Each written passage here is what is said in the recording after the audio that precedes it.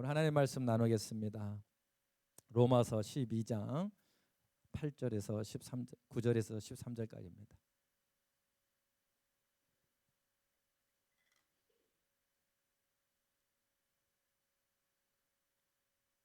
우리 화면을 참조해서요. 로마서 12장 9절에 13절 함께 봉독합니다. 사랑에는 거짓이 없나니 악을 미워하고 선에 속하라.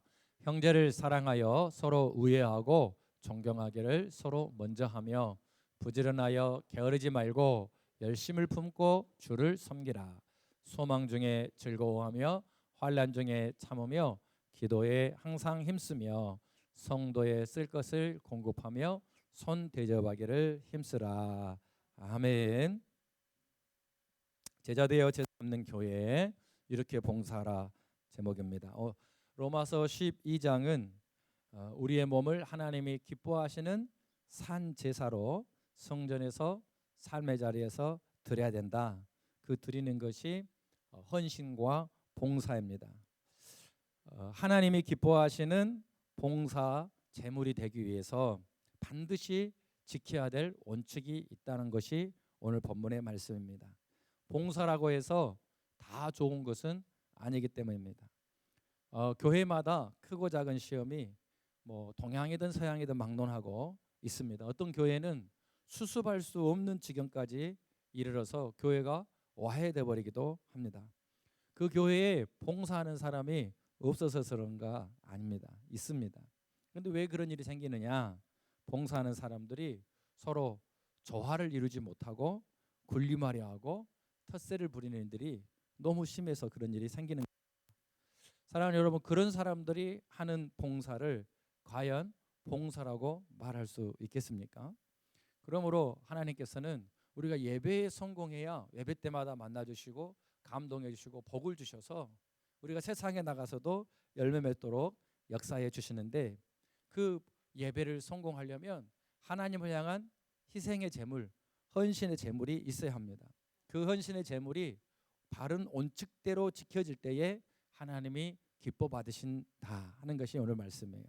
그러면 하나님이 어떤 헌신을 기뻐 받으시는가? 오늘 세 가지로 말씀에 기록되어 있습니다. 첫 번째로는 사랑으로 봉사하라 하는 것입니다. 사랑으로 봉사하라. 아멘. 봉사는 사랑으로 해야 합니다.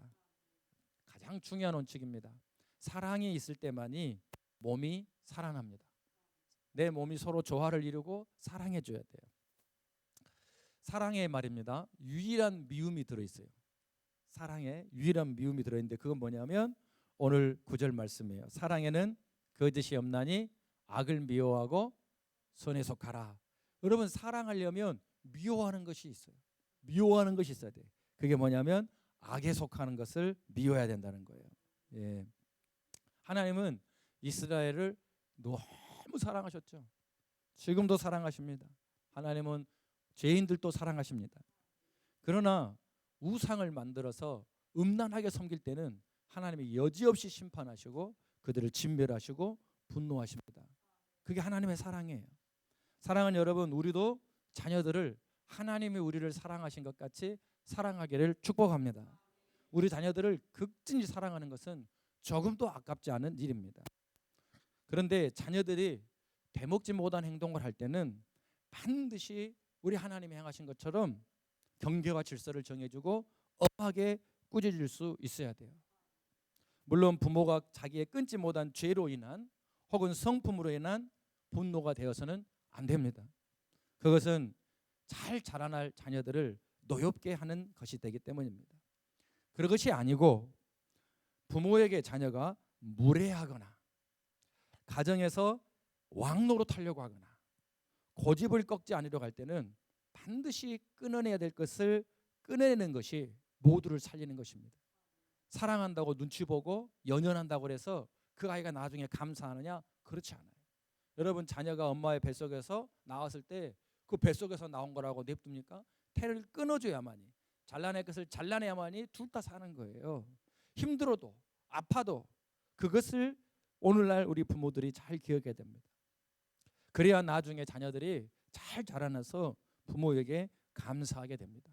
문제는 오늘날 이 부모들이 자녀들을 양육하는데 원칙과 경계와 질서를 잘 모르는 것 같아요. 그래서 자녀들을 어떻게 훈계해야 될지를, 자녀들이 부모에게 감사해야 되고 마땅히 자기의 경계 질서를 알아야 되는데, 사랑하는 여러분, 우리 부모들 가운데 내 자녀를 훈계를 어떻게 해야 될지를 모르겠다. 이 아이가 이상하게 마음이 잘 통하지 않는다. 내 자식인데도 내 자식이 아닌 것 같다. 이거 어떻게 해야 될지 모르겠다. 넘어가지 마시고 지혜를 주시는 하나님 앞에 통곡하며 기도해야 될 것입니다. 반드시 대가를 지불하게 됩니까? 사랑하는 여러분, 부모들은 100점이 될 수 없어요. 내가 100점 되려고 자녀에게 너무 연연해서도 안 됩니다. 부모는 70점 정도만 되면 돼요. 나머지는 기도로 하나님의 은혜로 가야 돼요. 연연하면 자녀가 잘 되는 게 아니에요. 창세기 5장 21절 22절에 보니까 에녹이라는 사람이 있는데, 이분이 65세에 무드셀라를 낳았고, 그 다음이 중요해요. 3절 함께 읽어봐요. 무드셀라를 낳은 후에 300년을 하나님과 동행하며 자녀들을 낳았으며 그랬어요. 이 에녹은 자녀를 낳기 전에는, 무드셀라를 낳기 전에는 내 마음대로 살았대요. 그런데 자녀를 딱 낳고 보니까, 야, 이 자녀를, 이 아들을 어떻게 키워야 되느냐 도대체, 그러면서 하나님과 계속 동행했다는 거예요. 그랬더니 그 결과가 어떻게 됐을까요? 히브리서 11장 5절에 이렇게 기록되어 있어요. 믿음으로 에녹은 죽음을 보지 않고 옮겨졌으니 하나님이 그를 옮기심으로 다시 보이지 아니하였느니라. 그런데 하나님이 그렇게 천국으로 옮겨지기 전에 너는 하나님을 기쁘시게 하는 자였다라고 하는 증거를 받았다는 거예요. 사랑하는 여러분, 이런 증거를 받으시길 바랍니다. 사랑 안에서 행하되 무조건 내 생각에 잘해준다고 하는 것이 아니라, 하나님과 동행하며 하나님이 아시는, 하나님이 말씀하시는 그 원칙, 그 진실함 안에 우리가 거해야 되는 겁니다. 악이라고 하면은 미워할 줄 알아야 한단 말이에요. 그런데 부모들이 악이 뭔지 선이 뭔지, 부모 자체가 경계도 모르고 권위도 모르면 자녀에게 그대로 그렇게 갈 수밖에 없어요. 점점 나빠질 수밖에 없죠. 사랑의 유일한 미움이 있는데 그것은 악이고 선에 속하기 위함인 것이다. 선한 것은 우리 하나님에게 있는 것입니다. 말씀이 선한 것입니다. 만약 우리가 봉사를 할 때에, 헌신을 할 때에 하나님을 보고 해야 되는데, 사람 눈에 띄고 싶어서 사람이 알아달라고 봉사하면 그것은 주님 앞에서 위선을 떠는 것입니다. 맞지요? 그래서 오늘 사도 바울은 선에 속하라 라고 강조하고 있어요. 봉사가 없다, 헌신이 없다, 그럼 예배 자체가 안 돼요. 앉아있긴 하지만 하나님이 뭘 받으셔야 주시거든요. 마중물을 넣어야 물이 올라오거든요. 그러면 이 선에 속하라 하는 뜻은 뭐냐면은, 원래 이 헬라어로 보면 선에 매달리라 그런 거예요. 자녀들이, 부모가 갑자기 자기를 놔두고 가면 어떻게 하죠? 막 울면서 막 매달리듯이 하나님 하면서 선에 매달려라. 그렇게까지 왜 매달려야 되냐 이 말이 하나님한테. 그것은 그리스도인에게서 사랑이 빠져버리면 아무것도 남은 것이 없는 인생이 돼버리기 때문이에요. 고린도전서 13장 1절에서 3절을 보면, 내가 사람의 방언과 천사의 말을 할지라도 사랑이 없으면 뭐와 같다는 거예요? 그냥 구리덩어리나 꽹가리 소리에 불과하다는 거예요. 2절에는 내가 예언하는 능력이 있어 모든 비밀을 말하고 모든 지식을 말하고 산을 옮길 만한 믿음이 있었어도 하나님이 우리에게 주신 그 사랑이 내 안에 없다면 아무것도 아니라네요. 와, 얼마나 무섭고 두려운 얘기입니까? 3절에 내가 내게 있는 모든 것으로 구제하고 내 몸을 불사르게 내줄지라도, 여러분 민주화 투쟁할 때 막 분신하는 분들 있잖아요. 자기 목숨보다 귀한 게 어디가 있어요. 근데 의로움을, 그래도 거기에 그리스도의 사랑이 없다면 아무것도 아니다. 아무것도 아니다. 여러분, 헌신은 하나님을 사랑해서 하는 거란 말이에요. 나를 드러내려고 하는 게 아니에요. 사도 바울은 말하기를, 나는 사랑이 없다면 내게 남는 것이 아무것도 없다.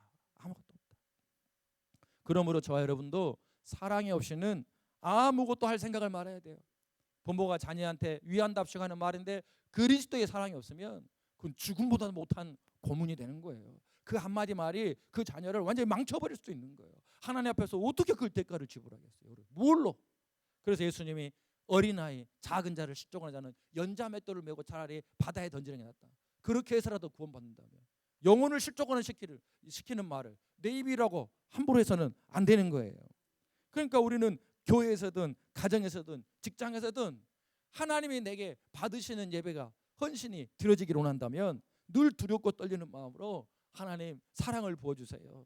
내가 내 자식을 위해서 내 몸을 불살을지라도 하나님 사랑이 없다면 그것은 아무것도 아니기 때문에 하나님 도와주세요 하고 매달리라는 것입니다. 아이고 그렇게까지 하면서 봉사를 할 필요가 있나요? 있다는 거예요. 그것이 바로 사랑이기 때문이에요. 요한복음 5장 24절에 보면은 내가 진실로 진실로 너에게 이르노니 내 말을 듣고 또 나 보내신 이를 믿는 자는 영생을 얻었고 심판에 이르지 아니하나니 함께 읽어봐요. 사망에서 생명으로 옮겼느니라. 할렐루야.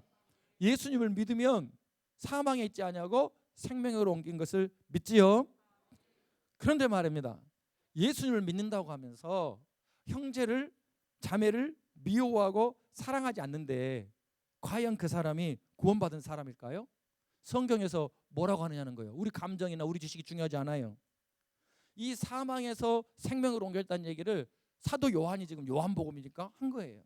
그런데 요한복음만 사도 요한이 쓴 것이 아니라 요한이라고 들어간 것은 다 요한이 썼어요. 요한일서 3장 14절에 보니까 뭐라고 됐냐면 함께 읽어봐요. 우리는 형제를 사랑함으로 사망에서 옮겨 생명으로 들어간 줄을 알거니와 사랑하지 아니하는 자는 사망에 머물러 있느니라. 아멘. 예수를 믿는다고 은혜를 받아놓고 예수님이 가시는 그 사랑의 길을 가지 않는 사람은 그냥 사망에 있는 사람이라는 거예요. 누가 선택한 거예요? 자기 자신이 선택한 거예요. 우리 주님이 아무리 고난하고 가자 내가 길이다 해도 아니요 나는 사망이 좋아요. 나는 살았던 대로 말할 것이고 살았던 대로 생각할 것이고 살아왔던 대로 행동할 거예요. 그 사람은 구원을 자기 스스로가 포기해버린 거예요. 사랑하지 않는 사람은 사망에 있다. 그러니까 우리가 구원받았다는 사실을 확증받으려면 형제자매를 사랑하는 자리에 있어야 되고 사랑이 안 될 때는 사랑하기 위해서 애통하며 하나님께 회개할 때에 주님의 은혜를 부어주시는 거예요.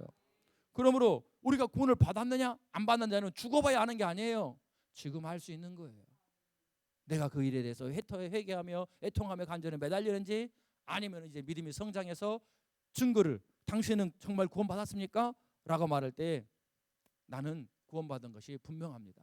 왜냐하면 예수님이 날 사랑하시는 걸 내가 알고 나도 형제자매를 사랑하기 때문입니다. 사랑하기 위해서 늘 매달리기 때문입니다. 이렇게 자신 있게 대답할 수 있게 되기를 축복합니다. 그러므로 오늘 우리 자신을 향해서 물어봐야 돼요. 나는 그 예수 그리스도의 사랑이 있는가? 그 사랑을 가지고 남편을 대하는지 그 사랑을 가지고 아내를 대하는지 그 사랑을 가지고 성도와 자매와 이웃까지 대하는지 알 수 있다는 것입니다. 오늘 성령께서 저 여러분의 마음에 감동해 주시기를 축복합니다. 당신이 정말 구원받았는가? 질문을 받는다면 대답할 수 있어야 된다는 거예요. 저 사람이 사랑하지 않는다. 맨날 누구를 비판하고 누구를 흉보고 누구를 갈라치기 하고 그러면은 저 사람이 구원받은 사람 맞아? 라고 당연히 물어볼 수 있다라는 거죠. 우리는 자신 있게 대답할 수 있기를 바랍니다. 봉사할 때는 사랑으로 해야 그것의 열매가 맺어지는 것이다.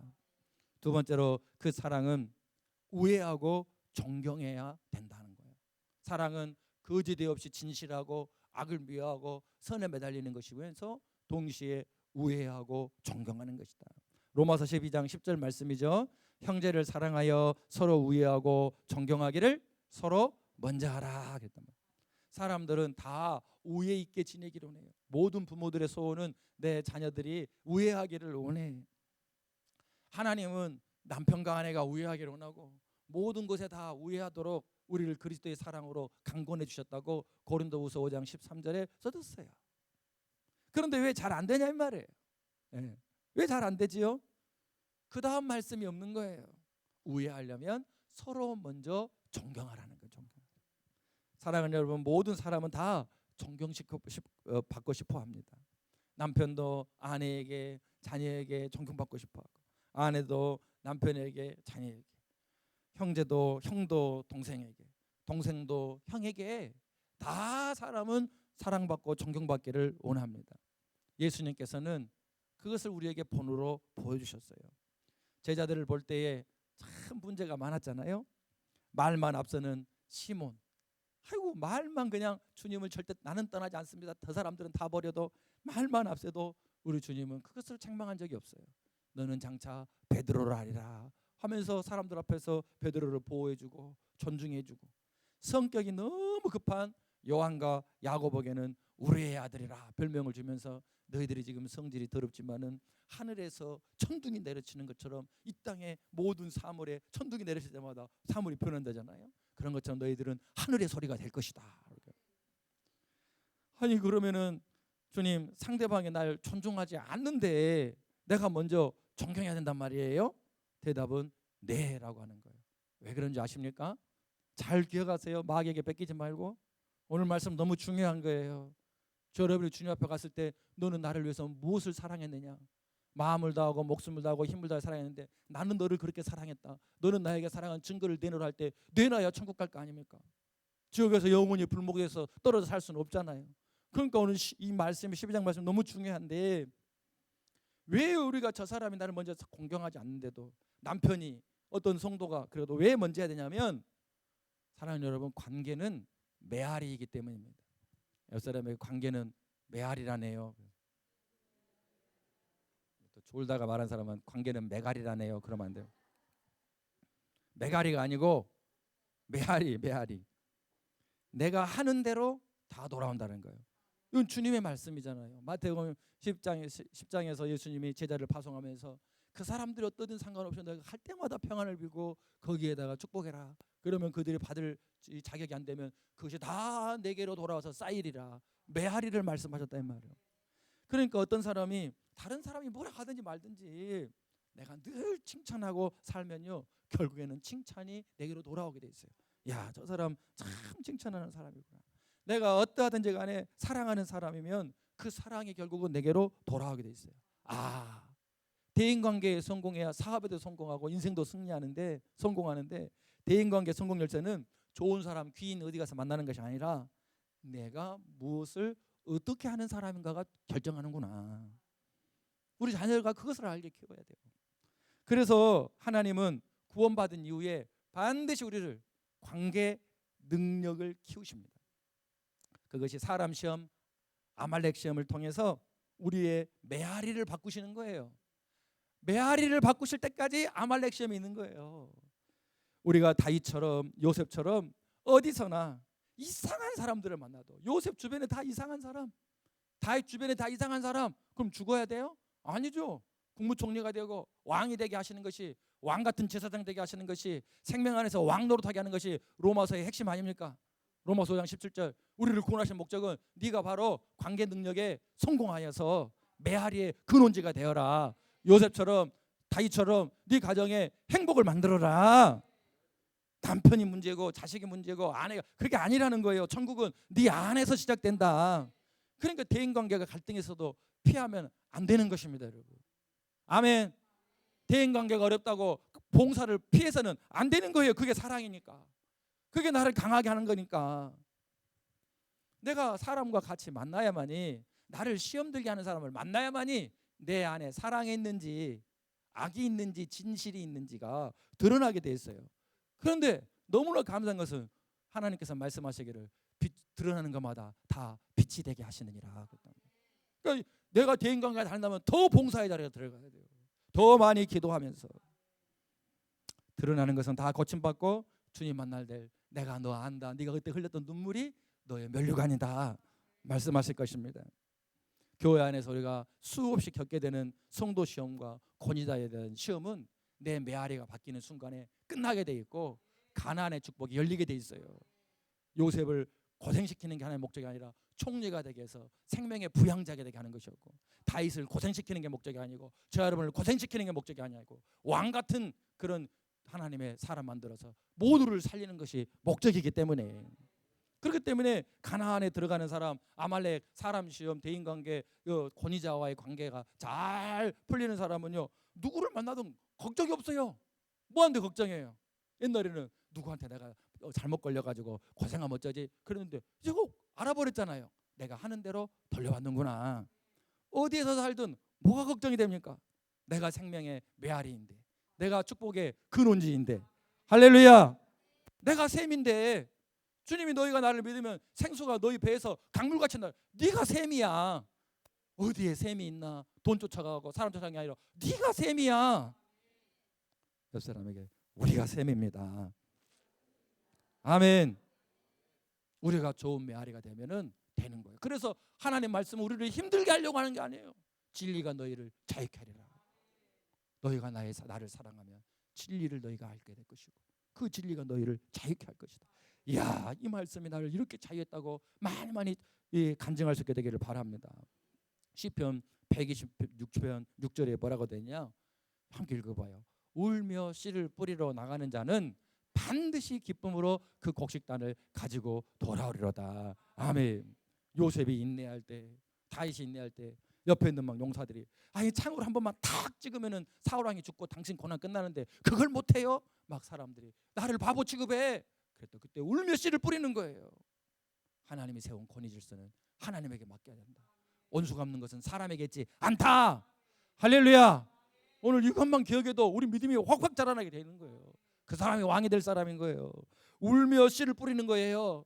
하나님은 약속대로 반드시 기쁨의 곡식단을 거두게 하시는 분입니다. 그래서 다른 사람들을 인정해 주지 않아도 나를 믿고 존경해 봐. 내가 십자가에서 너를 사랑하는 증명해냈잖아. 네가 행복해지는 길이야. 네가 존경받는 길이야. 그러면서 네 자녀들이 널 보면서 야, 저것이 바로 승리하는 비결이구나. 네 자녀도 영원히 복받는 길이야. 그러므로 우리는 교회를 오래 다닌 분이나 갓 들어온 분이나 서로 소중히 여기고 지난주 말씀처럼 야, 저분이 있어서 내가 못할 일을 하네. 지난주에 얼마나 추웠어요. 그런데도 봉사하시는 분들은 여전히 봉사를 하세요. 나는 신기해. 그냥 신기해서 살겠어요. 나는 목사니까 그래요. 어쩜 저럴 수 있을까. 너무너무 감사하죠. 우리는 먼저 주님 말씀을 믿고 먼저 죄송합니다. 먼저 사랑합니다. 먼저 감사합니다. 먼저 존경합니다. 우리 한 달만 실천해 봅시다. 이 사람에게 사랑합니다. 존경합니다. 감사합니다. 아멘. 혹시 기분이 나빠지신 분은 예배 후에 저에게 안수기도 받으시길 바라고. 괜히 기분이 좋아지죠? 아멘. 하나님이 함께 하시니까. 그럼에도 불구하고 우리는 죄성을 가지고 있어서요. 틈만 나면 비교하려고 그래요. 예를 들어서 목사들을 만나면은 저분은 얼마나 신령할까? 저 교회는 얼마나 클까? 뭐 이런 생각이 들겠잖아요. 사람은 악하니까 그래요. 악해요. 하나님의 은혜로 사는 것이에요. 성도들 만나면 저 사람은 어디 고향이 어디일까? 또 뭐 저 사람은 얼마나 배웠을까? 얼마나 가졌을까? 나보다 좀 못한 것 같으면 살짝 까불려고 하고 이런 근성이 항상 있는 거예요. 항상. 그런데 이것이 우리가 봉사할 때 없는 줄 알았는데 드러나는 거예요. 깜짝 놀라는 거예요. 세상에 이거 가지고 천국 들어갈 때 걸려버렸으면 어땠을까? 큰일 났네. 이거 회개 안 한 거 있는데 회개 안 하면 천국 못 가잖아요. 회개하면 다 천국 가고.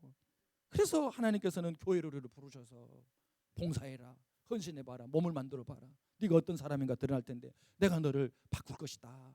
그래서 잠언 27장 17절에 너를 힘들게 하는 사람이 힘들게 하는 사람이 아니다. 읽어봅시다. 철이 철을 날카롭게 하는 것 같이 그 사람이 네 얼굴을 빛나게 하는 사람이다. 할렐루야. 그래서 제가 지금까지 오면서 저를 힘들게 했던 많은 성도님들이 저를 이렇게 빛나게 만들어주는 거예요.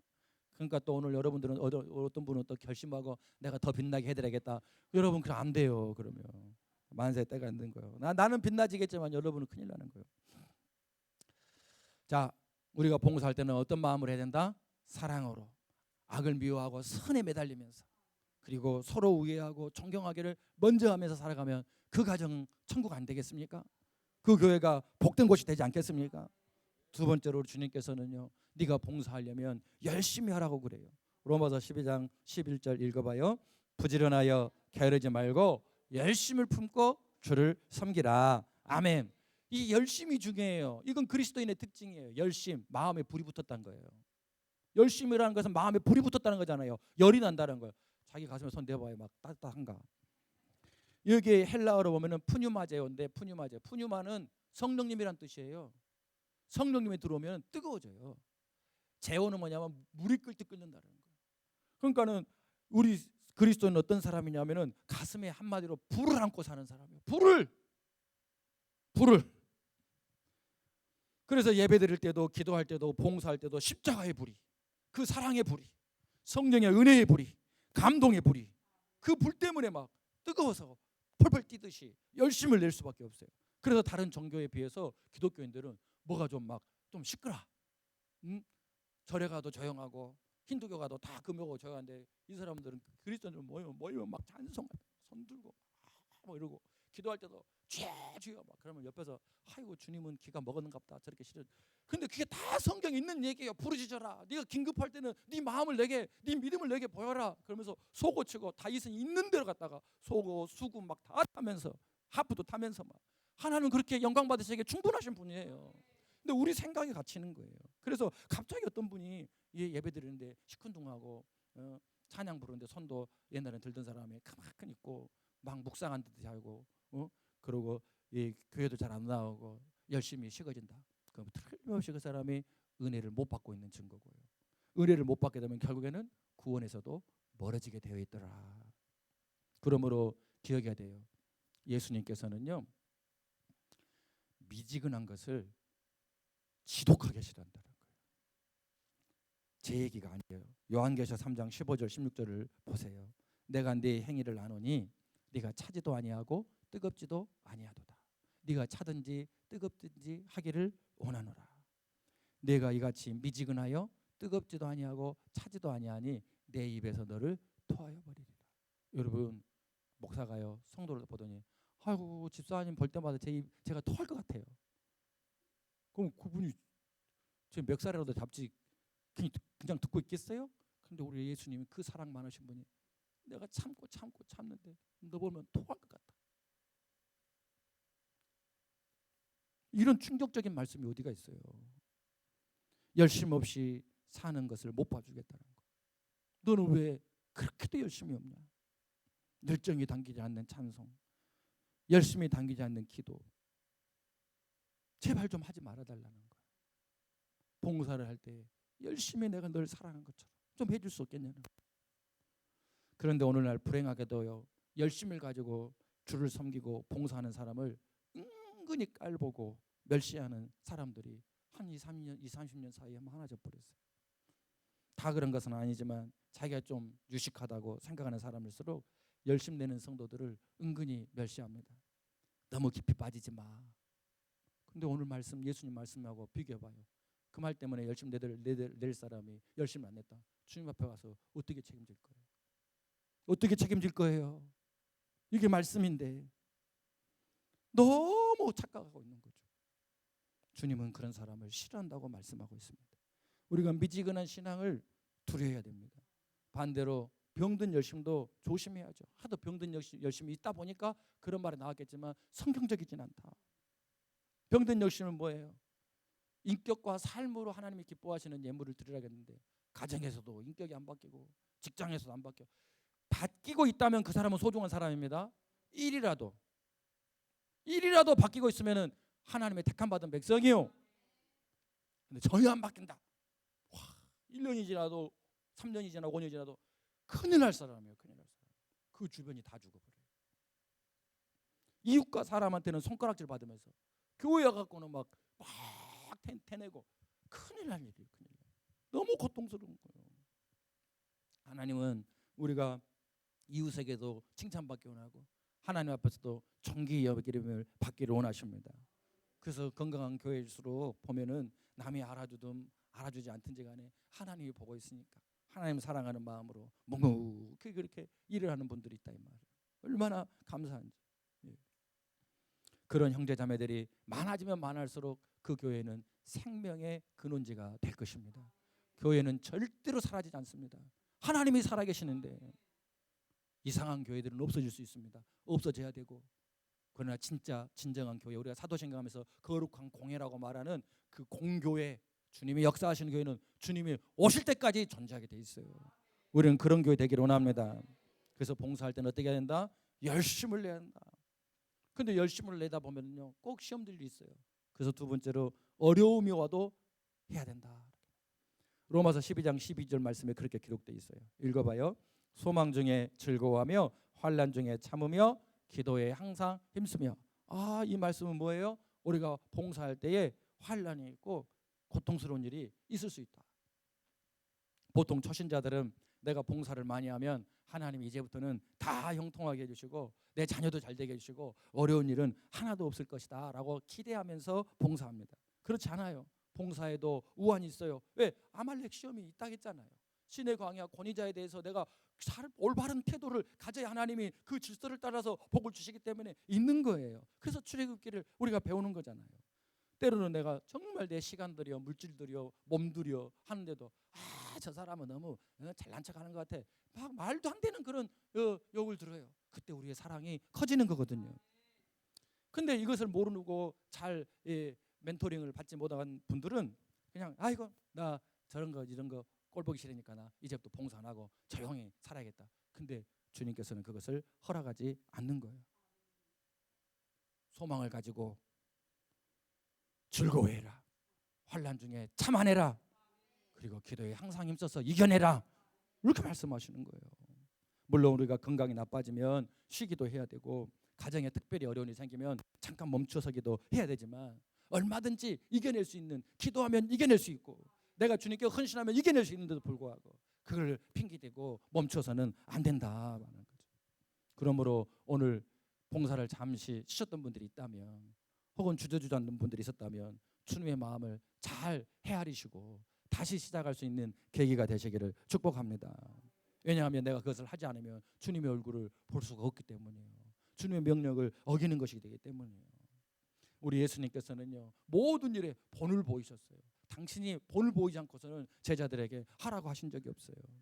주님께서는 십자가 환난 앞에서도 제자들을 섬기는 일을 포기하지 않으셨어요. 요한복음 13장 1절에 세상에 저는 이 말씀 처음 봤을 때 통곡했어요. 여러분들도 그런 복이 있기를 원해요. 6월절 전에 12장에 보니까 6월절 전에 모였는데 그때까지 싸워요. 누가 더 높으냐고. 이런 한심한 제자들인데 예수님께서 자기가 세상을 떠나 아버지께로 돌아가실 때가 이른 줄 아시고 십자가에 죽는다는 거잖아요.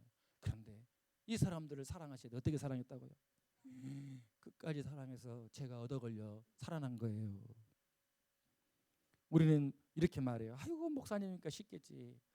저 권사님은 쉽게 하네. 저 집사님은 뭐 원래부터 잘한가 봐. 아니요. 우리 주님도요. 사랑하는 일은 정말 힘들었어요.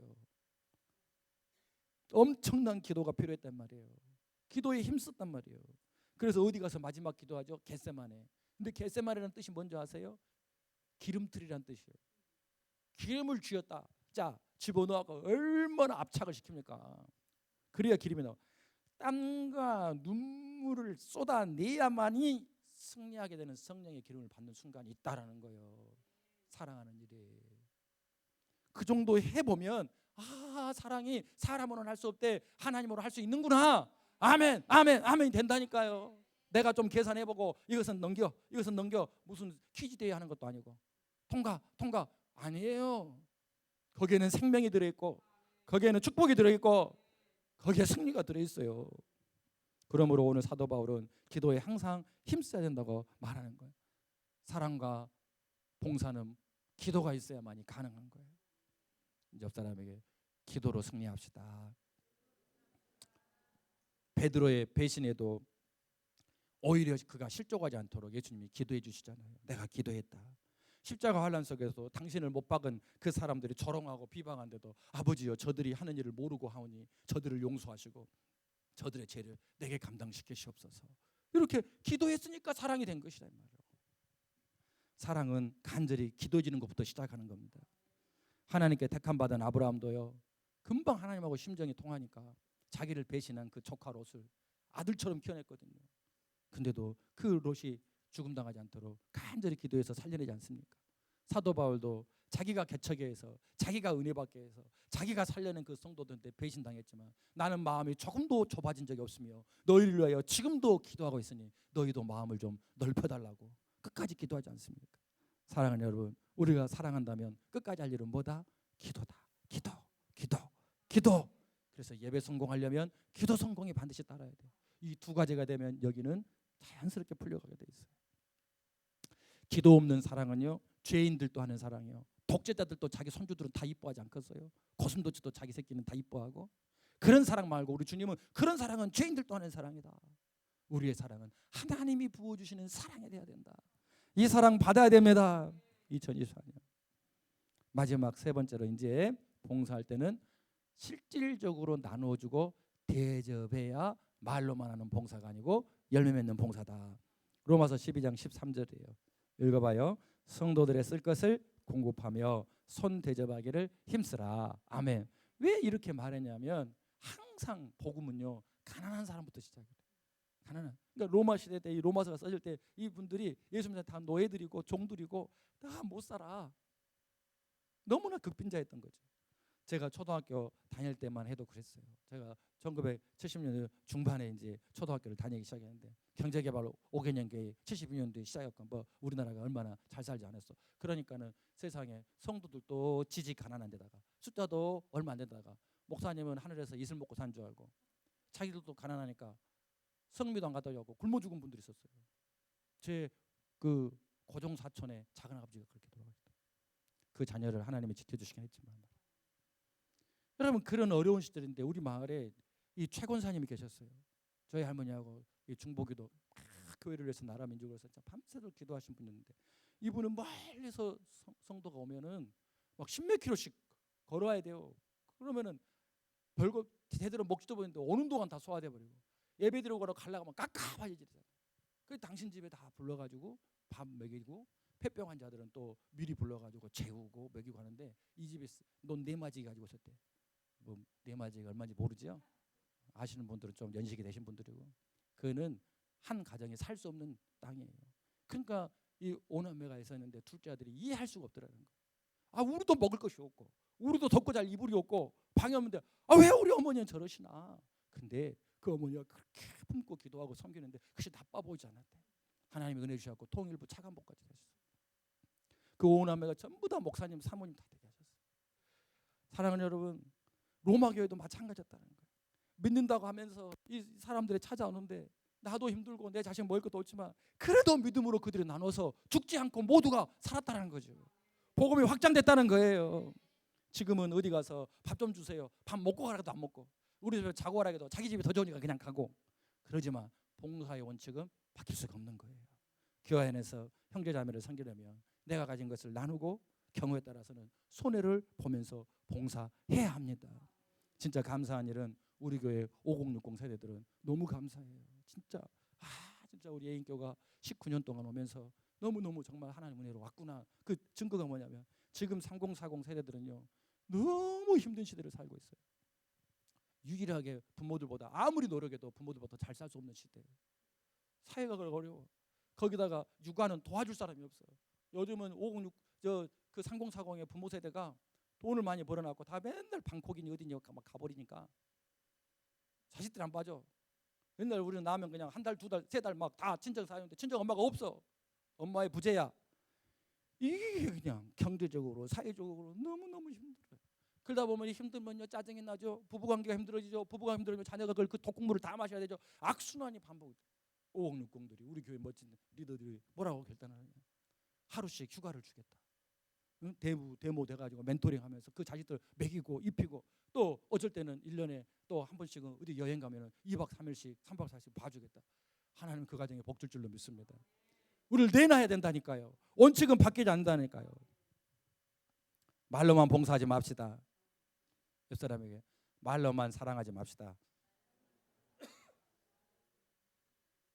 하나님 살아계십니다. 씨를 뿌리면 반드시 거두게 하십니다. 원래 봉사라는 말에는 희생이 포함된 뜻이에요. 그러니까 내가 손에 쥔 것을 내놓지 않으면서 내가 섬긴다? 불가능한 얘기죠. 성립이 안 돼요. 아니 소금과 빛이 되려면 뭔가 타는 것이 있어야 될 것이고 소금이 된 거 있으면 내가 녹아진 것이 있어야 하는데 그대로 있으면서 하나님 미달이 그대로 있으면서 사랑한다는 거 거짓말이에요. 우리가 썩어지고 녹아지고 타오를 때에 정말 30배, 60배, 100배로 하나님이 확장시키고 계속 확장시키는 거예요. 말씀대로 삽시다. 그러므로 정리합니다. 교회는 그러니까 어디서부터 배워야 되겠어요? 교회에서부터 봉사하는 법을 배워서 가정으로 가고 세상을 하고 일주일에 한 번씩, 일주일에 두 번씩 그걸 계속 반복할수록 우리는 좋아지게 돼 있다. 오늘 말씀 원칙이 뭐였어요? 봉사할 때는 사랑하면서 하라. 그 다음에 봉사할 때는 열심으로 하라. 그 다음에 봉사할 때는 기꺼이 나누면서 깨트리면서 하라 나누어주면서 섬기면서 하나님이 갚아주신다. 갚아주신다. 아멘. 갈라디아 3장 14절을 보세요. 갚아준다고 약속이 났어요. 읽어봐요. 시작. 이는 그리스도 예수 안에서 아브라함의 복이 이방인에게 미치게 하고 또 우리로 하여금 믿음으로 말미암아 성령의 약속을 받게 하려 함이니라. 아멘. 아브라함 엄청 부자였어요. 은과 금이 풍족했더라고. 창세기 13장 써졌어요. 우리 하나님은 많이 주셔서 많이 흘려보내기를 원하신 분이니까. 근데 우리 주님이 받으셨던 그 성령도 이제는 주시겠다잖아요. 그럼 뭐가 걱정해요? 돈이 껐다 성령이 껐다 걱정이 없잖아요. 자, 옆 사람이 나는 돈도 받고 성령도 받을 건데 당신은 받을 거요? 물어봐줘. 주님 약속이잖아요. 이것이 있어야 일을 하니까. 성령이 계셔야 사랑할 수 있고 일을 할 수 있고, 돈이 있어야 일을 할 수 있으니까 하나님이 부자인데 주시겠어요? 주시겠어요? 줄 자에게는 주게 돼 있는 거예요. 말씀대로 삽시다. 2024년 제자가 되고 제자로 삼는 비전은 이제 저 표현은 안 바꿀 거예요. 주님 오신 날까지 주님의 제자 되고 제자 삼는 일에 있어서 우리가 계속 함께 품고 나아갈 때에 우리 교회는 생명 공동체로, 더 희망을 주는 공동체로, 자녀들이 자랑스러워하며 자기 후손들에게 물릴 수 있는 공동체로 우리 하나님 역사에 줄 줄로 믿습니다.